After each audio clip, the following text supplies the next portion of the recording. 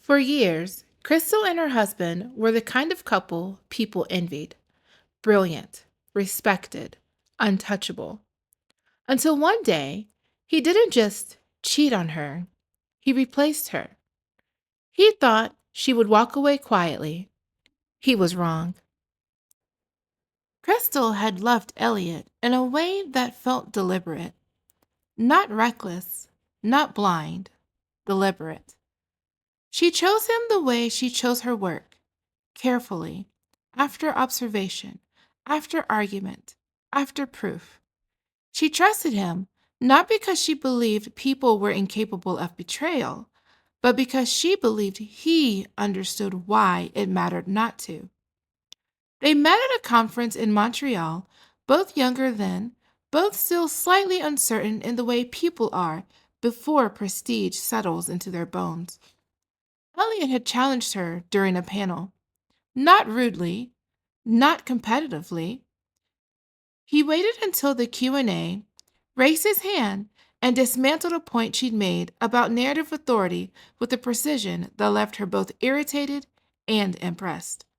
When she responded, he smiled, not smug, but curious, and nodded as if she'd given him something worth keeping. They talked afterward, over coffee that turned cold while neither of them noticed. By the end of the evening, Crystal knew two things with startling clarity. Number one, Elliot was brilliant. Number two, Elliot saw her, not as an accessory, not as an audience, but as an equal mind. That mattered more to her than attraction ever could. They built a life that reflected that value. Their apartment filled with books that belonged to both of them, marginalia overlapping, arguments unfolding in pencil and pen. Dinners became debates that softened into laughter. They edited each other's work without mercy and without ego. Elliot used to say, "You make me better." Crystal believed him. She believed him because she'd seen it happen. When Elliot struggled for tenure, Crystal rewrote his proposal twice. She didn't do it because he asked her to. She did it because she understood what he was trying to say before he did. When her publishing work stalled, Elliot introduced her to editors without making it feel like charity. They were a unit, not fused, not codependent, aligned. People noticed. At university events, junior faculty watched them with a mix of admiration and envy. Students whispered about how lucky Elliot was. Colleagues referred to Crystal as the sharp one, always with a tone of respect. "You two are a power couple," someone said once, tipsy on cheap wine. Crystal smiled politely. Elliot accepted it like it was a title he'd earned. Crystal loved the ordinary parts of their marriage most. Sunday mornings, when Elliot graded papers at the table while she read proofs beside him, their feet tangled under the chair, the way he always reached for her hand in unfamiliar rooms, the quiet rituals, tea before bed, shared calendars, notes left on the counter. They didn't perform happiness, they lived it. So when the first fracture appeared, Crystal almost ignored it. It began with defensiveness, small, uncharacteristic. She asked him how his seminar went, and he snapped, "Fine," before apologizing too quickly. She commented on his late nights, and he bristled, accusing her of monitoring him. "You're imagining tension," he said once. "You're too analytical." That hurt more than she let on, because Elliot had always admired her analysis. Then came the phone. Not secrecy, not yet, just awareness. Elliot stopped leaving it unattended. Notifications silenced. Screen turned inward. He laughed at messages he didn't share, then looked faintly guilty when he realized she noticed. Crystal told herself it was stress. The semester was demanding. Graduate students were needy. Prestige came with pressure. She trusted him. That trust was not naive. It was earned. The name appeared slowly. Layla. At first, it was casual. Layla had an interesting question today. Layla's draft shows promise. Layla reminds me of myself at that age. Crystal nodded, genuinely interested. She liked hearing about his students. She liked that he took mentorship seriously. But the tone shifted. Layla became singular. Not one of many, the one. Elliot spoke about her with irritation and intensity, alternating between admiration and resentment. She challenges me, he said one night. She doesn't understand boundaries, he said another. Crystal listened. Something in her straightened. The moment that changed everything came at a department gala. Crystal spotted Elliot across the room before he saw her. He stood too close to a young woman she didn't recognize, his posture relaxed in a way she'd only seen at home. He laughed, not politely, but freely. The woman touched his arm, not flirtatiously, possessively. Crystal felt a chill she couldn't explain. When Elliot noticed her, he straightened instantly. Crystal, he said, this is Layla. Layla smiled, quick, assessing. I've heard so much about you, she said. Crystal returned the smile, steady and warm. I hope it's all flattering. Layla glanced at Elliot before answering. It is. The exchange lasted seconds, but something in it lingered. That night, Crystal mentioned it gently. You seemed engaged, she said, with your student. Elliot's reaction was immediate, defensive, sharp. Why would you phrase it like that? Like what? Like I did something wrong. Crystal stared at him. I didn't say that. You implied it. No, she said quietly. I didn't. He paced, ran a hand through his hair. I give everything to my students, he said. You know that. I do, Crystal replied. That's why I asked. The argument ended unresolved. That was new. The distance grew quickly after that. Elliot stayed late without explanation. He stopped asking Crystal to read his drafts. He became irritable when she suggested time together, dismissive when she asked questions. When she reached for him at night, he turned away. I'm exhausted, he said. But exhaustion didn't explain the way he avoided her eyes. The revelation did not come with drama. No lipstick, no hotel bill, no confrontation scene. It came in an email Crystal wasn't meant to read, and didn't need to. Elliot asked her to forward a document from his laptop. His inbox was already open. The subject line stopped her cold. I know this is complicated. Thank you for being patient with me. From Layla. Crystal closed the laptop. Her hands didn't shake. Her body went still. She forwarded the document, set the laptop down, and waited. When she asked him, she did not accuse. She did not cry. She asked one question. Are you involved with the student? Elliot froze. The pause was the answer. She's not a student, he finally said. She's an adult. Crystal nodded. That wasn't my question. He exhaled, frustrated. It's not what you think, he said. It's complicated. Are you involved with her? Crystal asked again. Yes, he said. The word echoed. Elliot framed it as inevitability, connection, misunderstanding, a marriage that had become intellectual rather than emotional. She sees me, he said. Not my role, me. Crystal listened. Every word landed like an insult layered over betrayal. Not because he cheated, but because he believed she was the reason. Crystal felt anger, white, hot, clean, justified. She felt grief, bone deep. She felt humiliation, not public, but intimate.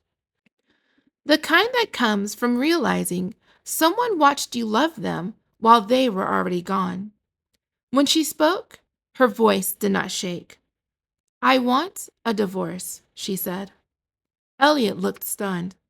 You're not even going to fight for us? Crystal met his eye. I loved you, she said. I will not debase myself competing with your power over someone else. He scoffed. You're exaggerating. She didn't argue. She had already begun to understand something terrible. This wasn't going to end when she left. She filed quietly, moved efficiently, told no one more than necessary. She wanted to leave cleanly. What she didn't know yet was that Elliot, wounded, entitled, unraveling, would not allow dignity to be the final word, and that Layla, far from being incidental, had been watching the marriage long enough to know exactly where to press. Crystal didn't move out like a woman running. She moved out like a woman reclaiming order. Boxes labeled in neat handwriting, tape pulled clean and tight, a moving truck booked for a weekday morning, the kind of detail that kept the process from becoming a spectacle.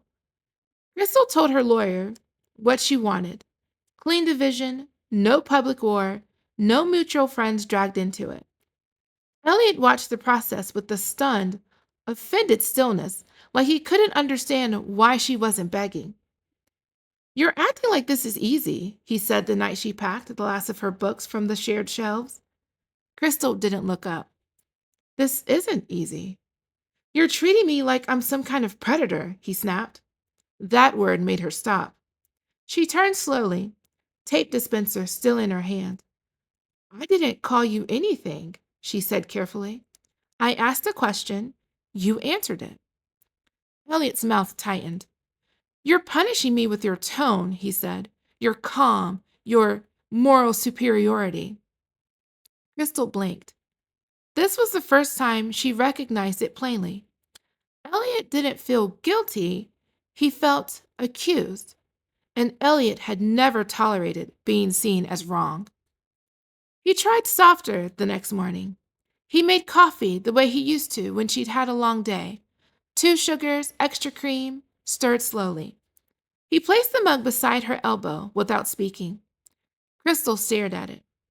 For a second, the familiarity almost did what it was designed to do, almost made her reach backward into the person she'd been before she knew. Then she remembered the email subject line. She slid the mug away. I'm not doing nostalgia, she said quietly. Elliot's eyes flashed. Layla is not a child. Crystal's stomach turned. I didn't say she was. But you're thinking it, he insisted.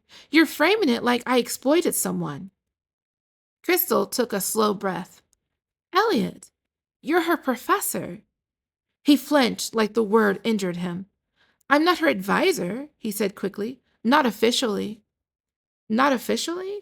Meaning something had been adjusted, moved, reshuffled to create distance on paper. Crystal felt cold. So you planned? She said softly. Elliot stared at her. Planned what? Distance, she replied. Cover. His jaw clenched. You're being dramatic, he said, voice sharpened. This is exactly why I stopped talking to you about my students. You twist everything into a moral indictment. Crystal looked at him for a long moment. Then she nodded, as if confirming something painful but necessary. You're not sorry, she said. Elliot scoffed. I'm not sorry I found something real. Crystal stared at him again, and a strange calm settled over her rage. It wasn't that he didn't understand what he'd done. It was that he believed his desire was a sufficient argument. 2 nights later, when the apartment felt half empty and their footsteps echoed differently, Elliot cornered her in the kitchen. Not physically, verbally.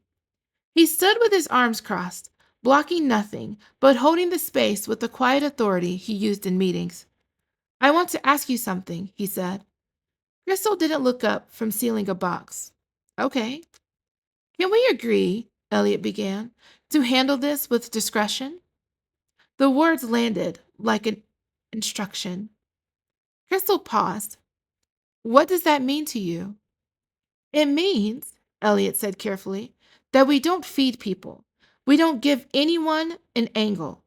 Academia thrives on scandal. Crystal felt heat rise in her throat. You want me to protect you, she said. Elliot's eyes narrowed.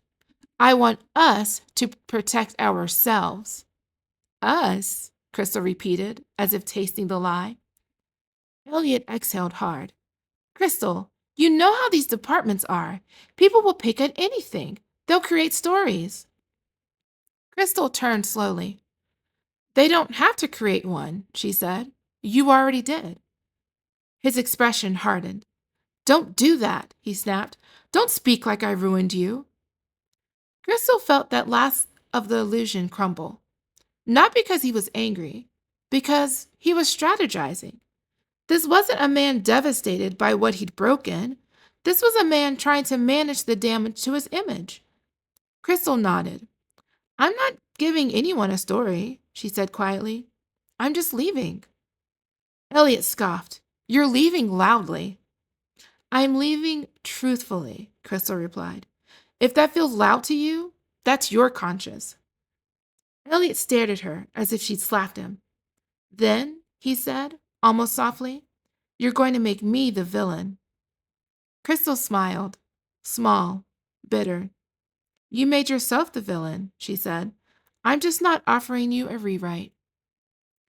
The first time Crystal saw Layla again was not planned. She was leaving campus after meeting with the publisher who oversaw a journal she edited.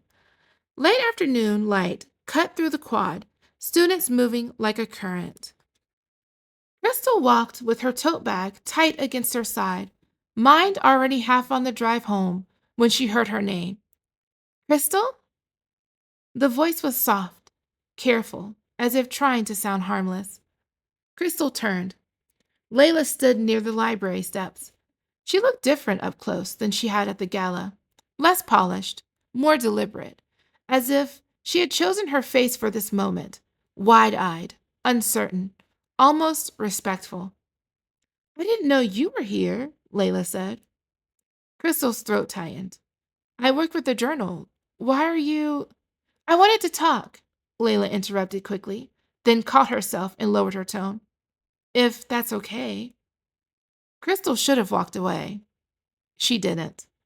Not because she was weak, because something in her needed to see it. Needed to witness the reality of the person who had stepped into her marriage and then watched Elliot blame Crystal for it like a scholar footnoting his own cruelty. What do you want? Crystal asked. Layla swallowed, looking down briefly before meeting her eyes again. I didn't mean for this to happen, she said. Crystal waited. Layla continued, voice tightening as if the words hurt her too. Elliot and we connected. I didn't plan. Crystal's laugh was short and sharp. You didn't plan to date your professor? Layla flushed. He's not my professor anymore, she said quickly. He made sure of that. Crystal's stomach dropped. So it was true. Paper distant. Layla lifted her chin, and for a moment the softness slipped, revealing something harder underneath. I just don't want you to hate me, she said. Crystal stared at her. You entered my life through my husband, Crystal said slowly. You don't get to ask me for emotional labor. Layla blinked, then rearranged her face again, wounded, delicate. I just think, she said quietly, you're not seeing how unhappy he was. There it was, the narrative, already formed. Elliot as the lonely genius, Crystal as the cold wife. Crystal stepped closer, just enough to make Layla lean back. Don't, Crystal said softly. Layla froze. Don't tell me about my marriage like you were there, Crystal continued. You were in it, but you were never part of it. Layla's eyes narrowed. Maybe that's why he left, she said, and then she walked away. Not fast, not ashamed, like someone who believed she won something. Crystal stood on the library steps with rage so clean it felt clarifying. This wasn't accidental. This was hunger. By the time Crystal reached her car, her phone buzzed. A message from a colleague she'd always liked. Friendly, harmless. Hey, are you okay? I heard something weird about Elliot. Just checking on you. Crystal stared at the word heard. So it had begun. Not official, not announced, but spreading the way ink spreads through water. She didn't reply right away.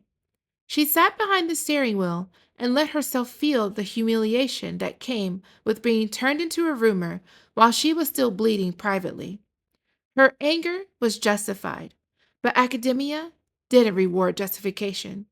It rewarded composure, and Crystal was tired of having to be composed to be believed. The narrative spread faster than she expected, not because Elliot announced it openly, but because he didn't hide it. Silence was often confession in academia, except when the person confessing had enough prestige to make confession look like inevitability.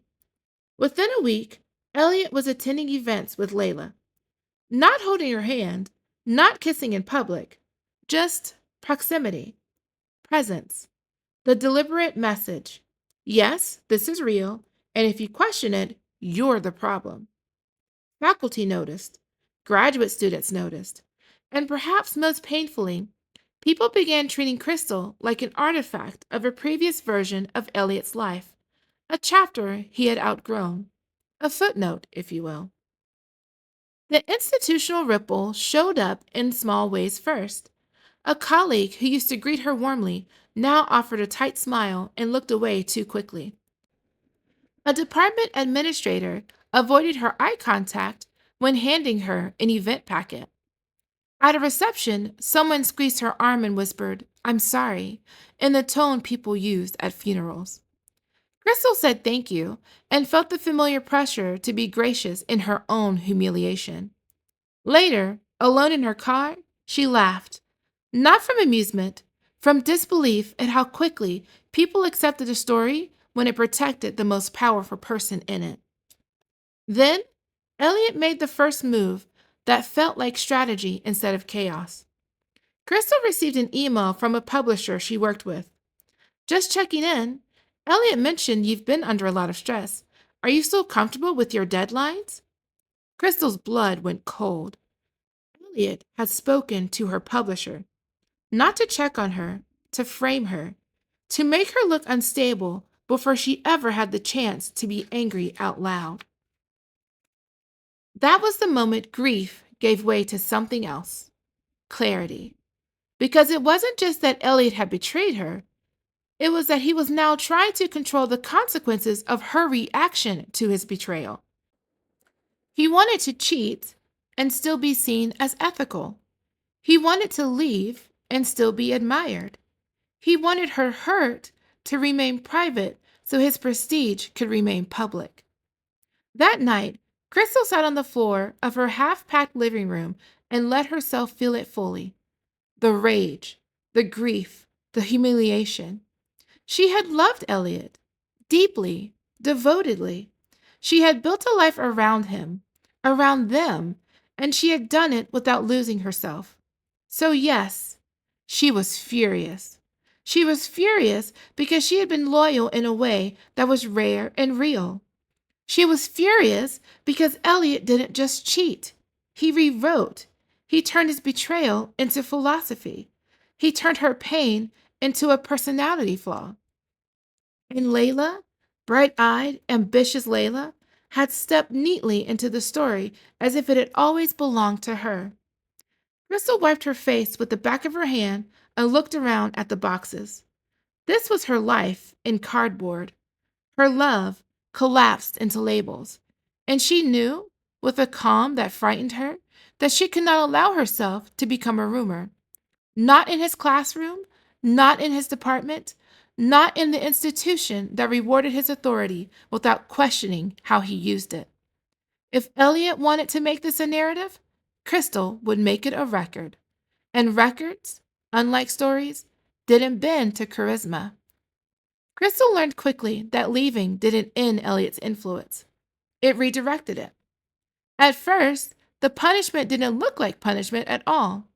It arrived wrapped in concern, professionalism, and third party voices that pretended neutrality while carrying his message forward. She would hear his name before she saw his shadow. Oh, Elliot mentioned you might be taking some time off. He said you'd been under a lot of pressure lately. I hope you're okay. Transitions can be destabilizing. Destabilizing. The word began appearing everywhere. Crystal realized with the chill that Elliot wasn't speaking about her, he was positioning her. The first formal consequence arrived through work. A contract she'd been informally promised stalled without explanation. When she followed up, the response came back measured, apologetic. We're just reassessing timelines given everything going on. She stared at the email and felt the familiar academic fog roll in, the kind that made harm untraceable because it was always implied, never stated. She hadn't missed a deadline. She hadn't withdrawn from anything. She hadn't behaved erratically. But Elliot had spoken first. And in institutions like this, first framing mattered. Layla, meanwhile, became impossible to ignore. She appeared everywhere Elliot did: conferences, readings, faculty dinners she had no formal reason to attend. She dressed carefully now, favoring a restrained, intellectual style that made her look older, more serious, less like a student, more like a peer. Crystal noticed how Layla laughed at Elliot's jokes a beat too quickly, how she positioned herself just slightly in front of him when they stood in groups, how she touched his arm when someone asked him a difficult question, as if grounding him. It wasn't affection, it was territory. Crystal overheard Layla once at a reception speaking to a cluster of graduate students. He's been through a lot, Layla said softly. The divorce has been brutal. Someone murmured sympathy. Layla continued. Crystal is very intense. Brilliant, but intense. The word slid nearly into place. Not cruel, not malicious, just enough. Crystal walked past them without stopping. She didn't need to hear the rest. Elliot escalated next, not publicly, privately. He emailed again, this time copying Crystal's attorney by accident, quote unquote. I'm concerned Crystal is struggling emotionally. Her behavior has been unpredictable. I want to make sure she has support.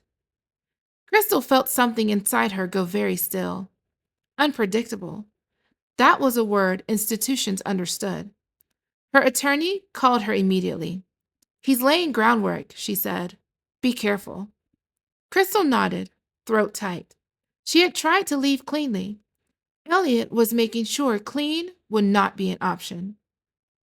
The real punishment came when Crystal realized she was being watched, not physically, but socially. She walked into rooms and felt conversations pause. She noticed eyes flick toward her, then away. She sensed decisions being made before she arrived. At a panel she attended, a moderator who had once praised her work now introduced her with polite brevity, saving enthusiasm for the speaker who followed, Elliot. Crystal sat in the audience and listened to him speak about ethics. She felt sick. The moment that finally cracked something open happened in a hallway. A junior faculty member, young, earnest, still hopeful, stopped Crystal outside an office. I hope this isn't inappropriate, she said nervously, but Elliot told me you might be sensitive right now. Crystal stared at her. Sensitive how? She asked. The woman flushed. I just meant, he said you're having a hard time separating personal feelings from professional spaces. Crystal's heart pounded. That was not grief. That was character assassination. Soft, careful, plausible. I appreciate the concern, Crystal said calmly, but I'm fine. The woman smiled with relief, and Crystal recognized the danger in that smile. Relief meant Elliot's framing had already done its work. That night, Crystal sat at her desk and opened a new folder on her laptop. She labeled it simply Timeline. She didn't cry, she didn't vent, she documented. Dates of emails, exact phrasing, names of people who referenced Elliot's concerns, moments when Layla appeared where she didn't belong. She pulled university policy documents and began reading them carefully, not emotionally, not vindictively, precisely. For the first time, she saw it clearly. This wasn't just betrayal. It was abuse of institutional power. Layla crossed another line shortly after. Crystal received a long email from her, polite, almost reverent. I hope this doesn't feel intrusive. I just wanted you to know that Elliot is fragile right now. I worry that your anger might hurt him professionally. Crystal read the email twice, then laughed. A sound so sharp it surprised her. Layla wasn't asking for peace. She was asking Crystal to be quiet, to absorb the damage quietly and privately so Elliot could remain intact publicly. Crystal did not respond. She saved the email. The punishment intensified when Elliot realized silence wasn't enough. He needed control.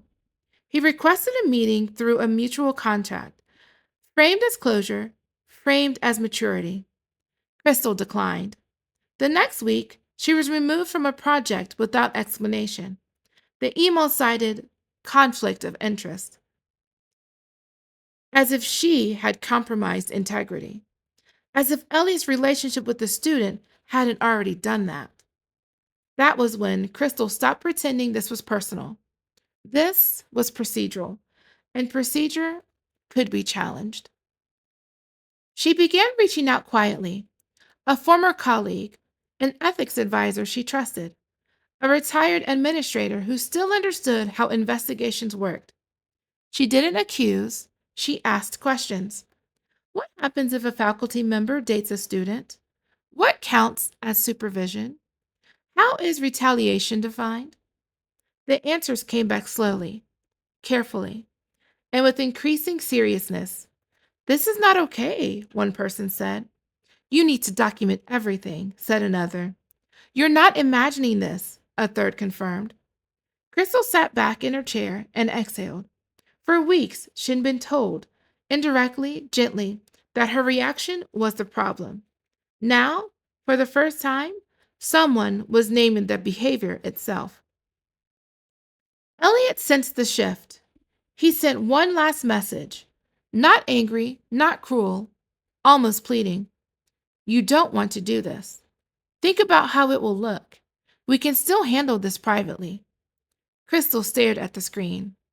Privately, where he controlled the terms, where she absorbed the damage, where Layla got to keep her prize. Crystal closed the email and added it to the folder. By the end of the month, Crystal had stopped trying to defend herself socially. She let the rumors sit, let the discomfort linger.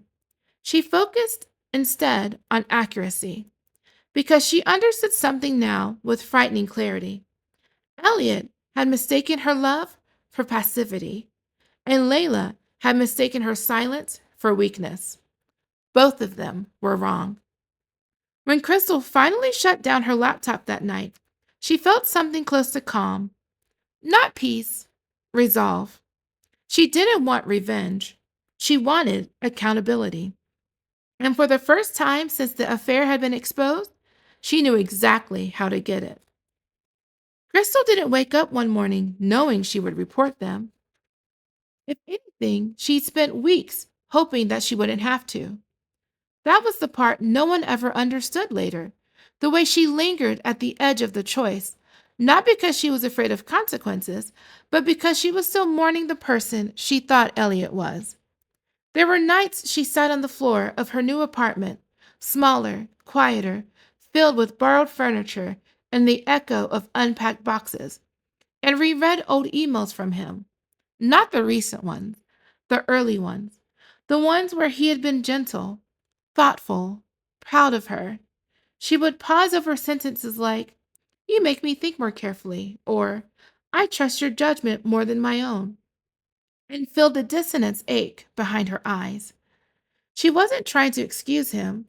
She was trying to understand how someone could fracture so completely and still believe he was the injured party.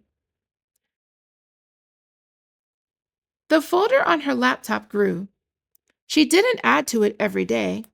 She added to it when something crossed from uncomfortable into undeniable. An administrator forwarding her an email Elliot had sent for awareness. A graduate student confiding that Layla now attended meetings she wasn't officially part of. A conference organizer quietly asking whether Crystal was still in a good place to participate. Each moment arrived politely.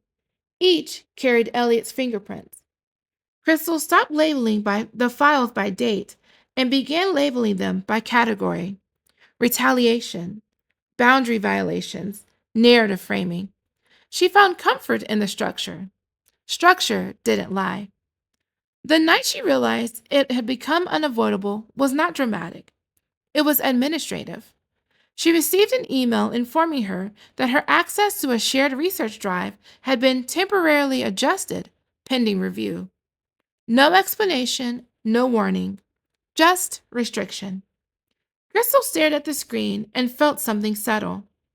Because this wasn't emotional harm, this was professional interference, and it was escalating. She began reading university policy the way she used to read manuscripts, with focus, margin notes, quiet fury.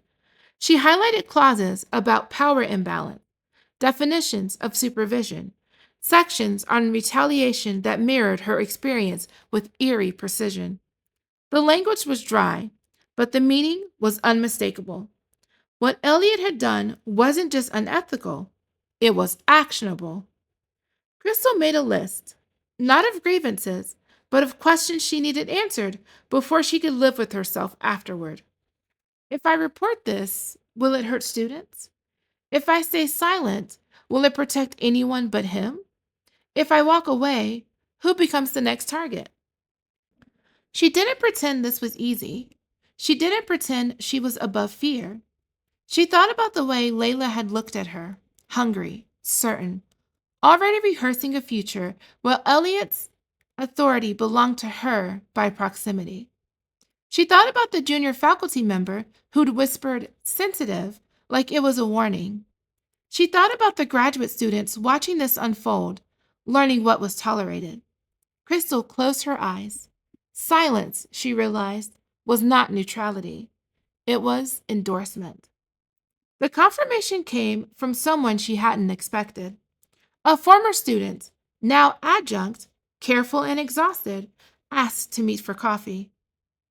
They sat across from each other, cups cooling between them. "I wasn't sure whether to say anything," the woman said, "but I heard what's happening." Crystal waited. "I just want you to know," she continued quietly, "this isn't new." Crystal's chest tightened. "What isn't?" "The way he blurs things," the woman said. "The way he chooses favorites. The way he makes people feel special until they aren't." Crystal felt cold. "He never crossed the line with me," the woman added quickly, "but I watched him do it with others." Crystal nodded. This wasn't vindication. It was confirmation. That night, Crystal wrote the report outline. Not the report itself, just the skeleton. Facts only, no adjectives, no emotion. She forced herself to remove language like devastated and betrayed and replace it with dates, roles, policies. The process felt brutal, but necessary. She cried once, not for Elliot, not for Layla, but for the version of herself who had believed love protected her from institutional harm. She wiped her face and kept going. Before submitting anything, Crystal did one last thing. She wrote Elliot a final email, not to warn him, but to give herself closure. I loved you. I trusted you. What you did broke that trust. What you're doing now breaks professional ethics. I will no longer absorb the consequences of your choices. She didn't ask for a response. She sent it, archived it, and never opened her inbox again that night. The next morning, Crystal submitted the report. She didn't CC anyone. She didn't dramatize it. She uploaded the documents, filled in the required fields, and pressed submit. The screen refreshed. A case number appeared. That was all. No thunder, no validation, just acknowledgement. Crystal leaned back in her chair and exhaled. For the first time in months, her chest felt lighter. The waiting was worse than the decision. Weeks passed. Elliot continued teaching. Layla continued appearing. The whispers intensified. But Crystal noticed something subtle shift. People stopped repeating Elliot's phrasing. They asked fewer questions. Meetings went quiet when his name came up. She sensed, faintly, cautiously, that something was moving beneath the surface. The call came on a Tuesday afternoon. A compliance officer. Professional, neutral. Miss Hart, she said, thank you for your thorough documentation. That word again. Thorough. We're initiating a formal review, the officer continued. The process will take time. Crystal nodded, even though the woman couldn't see her. Please understand, the officer added, you are not required to engage further unless we request clarification. Crystal closed her eyes. Thank you, she said. When the call ended, Crystal sat in silence. Not triumphant, not relieved, but steady. She didn't know yet how far the consequences would go. She didn't know what Elliot would lose, or what Layla would claim, or how the institution would protect itself. But she knew one thing with absolute certainty. She had done the last right thing available to her. And whatever came next would no longer be carried alone. The first visible crack appeared in Elliot's schedule. It wasn't announced. There was no email blast or departmental memo. His name simply vanished from a meeting agenda Crystal happened to see forwarded weeks later. A seminar he'd been slated to chair was suddenly postponed pending reassignment. People noticed. They didn't comment. Academia had taught them well. When something important disappeared, quietly, it meant it was being examined somewhere you weren't invited. Elliot sensed it before anyone said a word.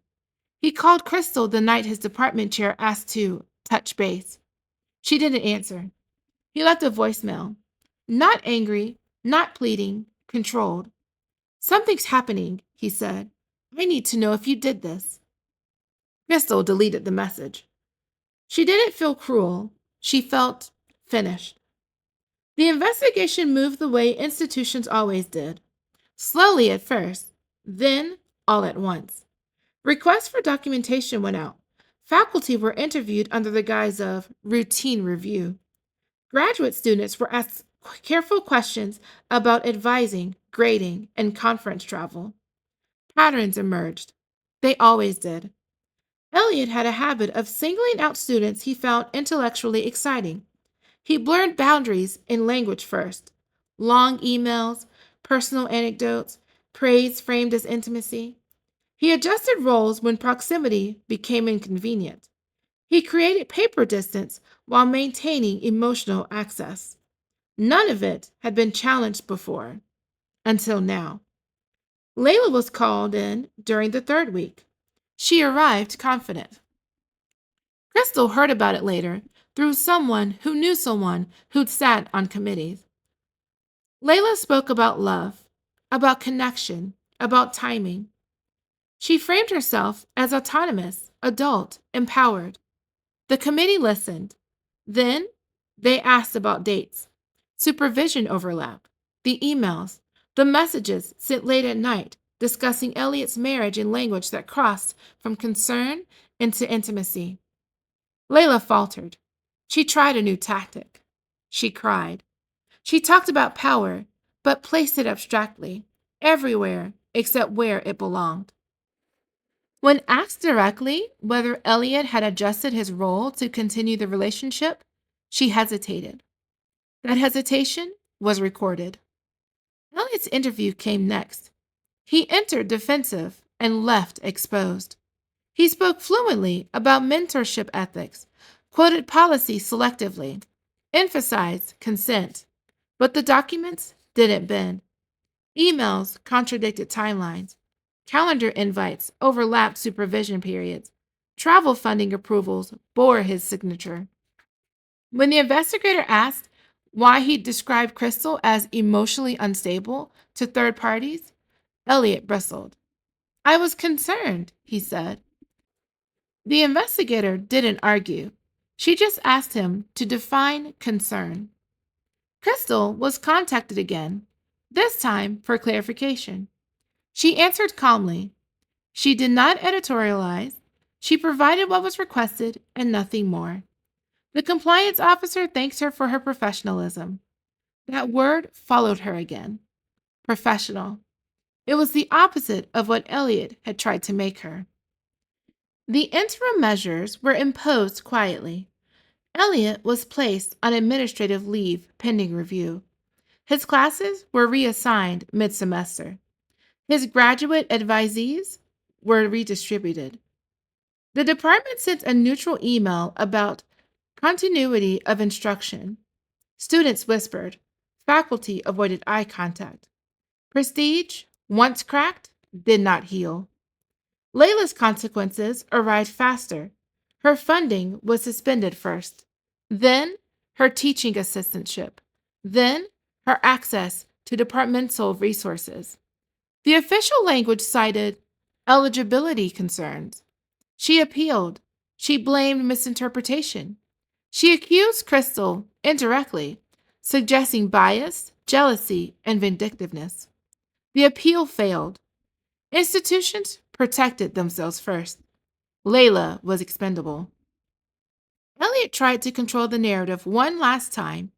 He reached out to former allies, framed the investigation as an overcorrection, warned about precedent. The response was polite silence. No one wanted to be associated with the liability.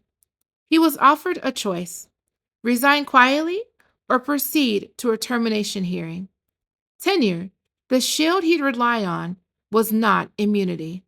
It was conditional. He resigned. The announcement, when it came, was brief. Professor Elliot Ward has stepped down from his position effective immediately. No explanation, no tribute, just absence. The department moved on with unsettling ease. Crystal watched none of it directly. She heard pieces through others. A former colleague texted, "It's done." An editor emailed, "I'm glad you're okay." A junior faculty member stopped her in the hallway and said, "Thank you," without elaborating. Crystal nodded and kept walking. She didn't feel triumphant.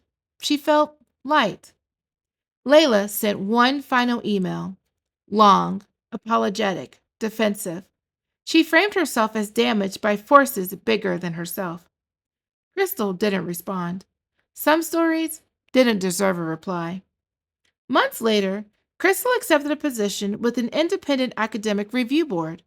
Temporary at first, then extended. She taught workshops on ethics and power dynamics, not from a place of bitterness, but precision. She never named Elliot. She never needed to. Her credibility spoke for itself. She moved again, this time by choice. A brighter apartment, windows that opened wide, bookshelves that belonged only to her. She slept deeply. She worked freely. She laughed more than she expected to. Elliot faded. He took a consulting role that never fully materialized. His name appeared less and less. Invitations stopped. Layla left academia entirely. She told people she'd outgrown it. Crystal didn't care. One evening, months later, Crystal attended a lecture by a visiting scholar. She sat in the back, anonymous, content. As the room emptied, a woman she recognized, a former graduate student of Elliot's, approached her. "I just wanted to say," the woman said quietly, "I saw what you did." Crystal blinked.